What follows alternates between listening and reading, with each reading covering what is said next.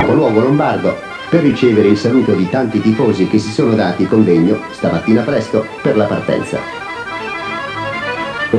È una mattina che poco rispetta l'arrivo della primavera, fa ancora freddo e il sole non riesce a fare capolino tra grossi nubi. I corridori sperano, come da sempre, di trovare la vera primavera dopo un turchino, quando si imboccherà l'Aurelia. Oggi pare quasi un'edizione minore della Milano-Sanremo. Manca l'Alfiere, il campione di tante vittorie, l'uomo che con la sua personalità sa dare un volto alle gare ed è un punto di riferimento continuo per tutti i concorrenti, Fausto Coppi. Dopo l'incidente della Milano-Torino è nella sua 9 in famiglia. E passiamo ai grandi favoriti di oggi. Con Bartali, che parte con il numero 1, troviamo Magni della Ganna, Conte e Piazza della Bianchi, Bevilacqua della Benotto, lo squadrone belga della Girardengo, con il campione del mondo Scott Wastenberg, Impanis, Ocker, Lambrecht, Leone, Albani e Minardi della Legnano, Koblet della Guerra, Kübler della Freius, Robic della Fiorelli, Bobet e Barbotin della gloriosa Bottecchia, Maridelli della Stucchi, Maggini e Ortelli dell'Atala, Astrua Conterno, Petrucci e i fratelli Rossello della Taurea, Vanest della Garin, infine Tesser, il secondo classificato nella edizione del 1946. Fra questi nomi sicuramente stasera ci sarà il vincitore della Classicissima. Ma veniamo alla cronaca. Dopo che tutto il tratto di pianura è stato percorso con il plotone compatto e con tutti gli assi a controllarsi da vicino, passata Pavia e poi Ovada scattano in 7. Scudellaro, Boff, Ricci, Bertocchi, Ciolli, Sartini e il francese Forlani. Il vantaggio accumulato dai 7 non sale mai oltre i 2 primi. Ma il gruppo pare non prendersela molto a caldo.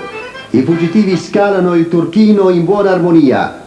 È in cima al colle, che tante volte fu di Fausto, Ricci vince la platonica volata.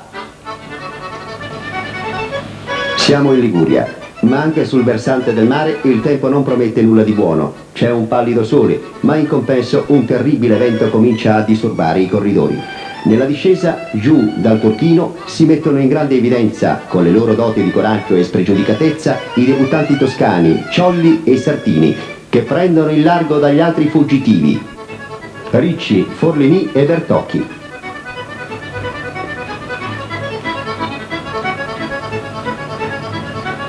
Ambrosini della Gazzetta dello Sport ci saluta felice del sole che ora accarezza la carovana.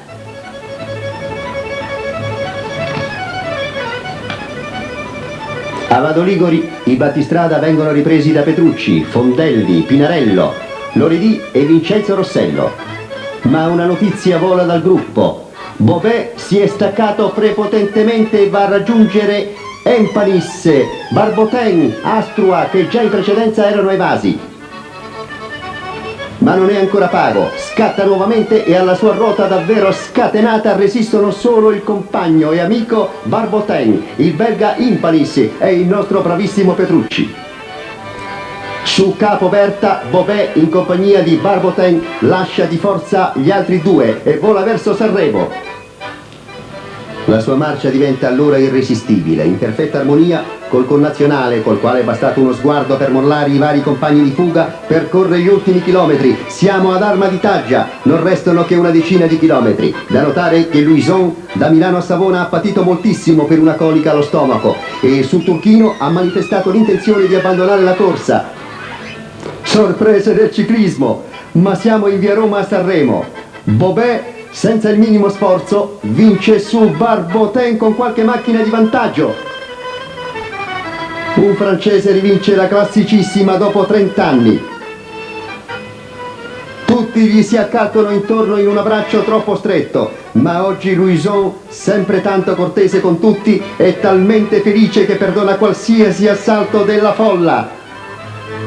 Dopo che l'ottimo Petrucci, molto più che una speranza, conquista la terza piazza a oltre 3 minuti davanti a Menon e a Impanis, Giunge il gruppone regolato da Magni, ma oggi i grandi sconfitti sono proprio gli assi italiani.